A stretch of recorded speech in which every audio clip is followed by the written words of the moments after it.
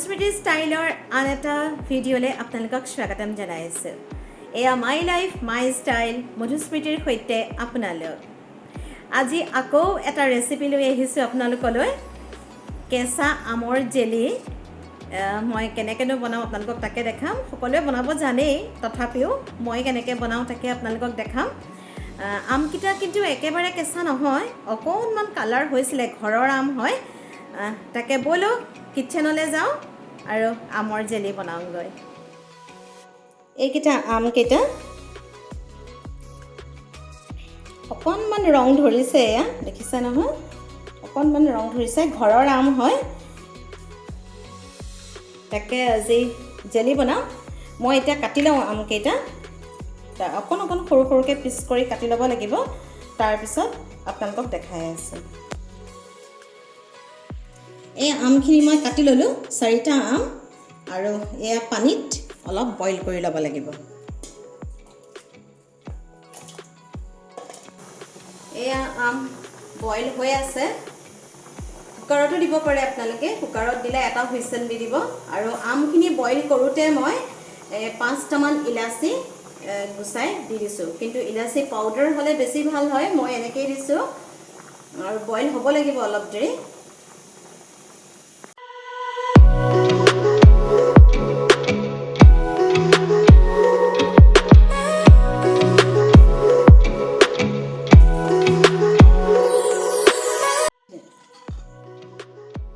এইখিনি এতিয়া চাকি ল'ব লাগিব।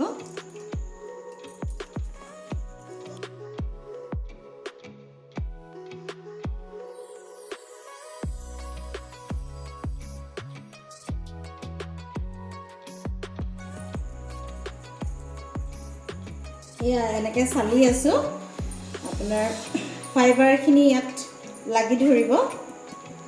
আৰু এইফালে কলখিনি আমি এনেকৈ উলিয়াই দিব লাগিব।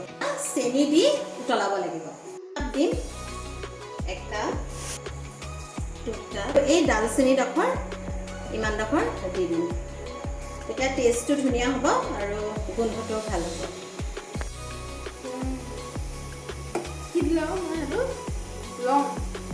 এয়া চেনি দি লৰাই আছোঁ, আৰু অকণমান দেৰি লৰাব লাগিব, আৰু 10 মিনিট লৰাম। এয়া জেম হৈ গৈছে আমাৰ, আৰু জেমখিনি হৈছে নাই আপুনি কেনেকৈ টেষ্ট কৰিব মই দেখাই দিছোঁ। 1 টোপাল আপুনি এনেকৈ ল'ব,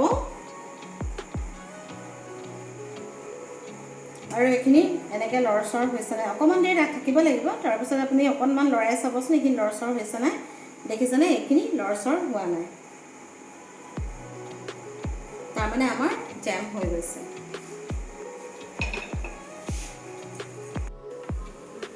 এয়া জেম হৈ গৈছে, আৰু অকণমান ঠাণ্ডা হ'লে আমি বটলত ভৰাই দিম। এয়া 2 বটল ভৰালোঁ, আৰু অলপমান বাকী আছে। ভালকৈ ঠাণ্ডা হোৱা নাই, আৰু অলপ ঠাণ্ডা হ'ব লাগিব। মই অলপ ঠাণ্ডা হ'ল, আৰু কিন্তু আৰু অলপ হ'ব লাগিব। মই ভৰাই দিলোঁ বটলত, এয়া আৰু অলপ ভৰাব লাগিব। জেম 2 বটল ভৰালোঁ, আৰু এইকণ বাকী থাকিলে এইকণ মই কাইলৈ বটলত ভৰাই থৈ দিম। এতিয়া ঢাকি থৈ দিওঁ এনেকৈ।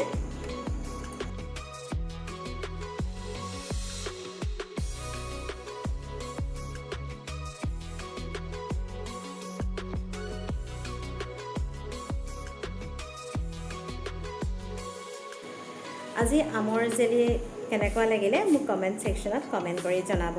এটা কথা খালি মন কৰিব, এলুমিনিয়ামৰ বাচনত কেতিয়াও নবনাব, ষ্টীল বা নন ষ্টিকতে বনাব, নহ'লে কোঁৱৰ ধৰিব পাৰে। আৰু আমৰ জেলি কেনেকুৱা লাগিলে মোক কমেণ্ট ছেকশ্যনত কমেণ্ট কৰি জনাব।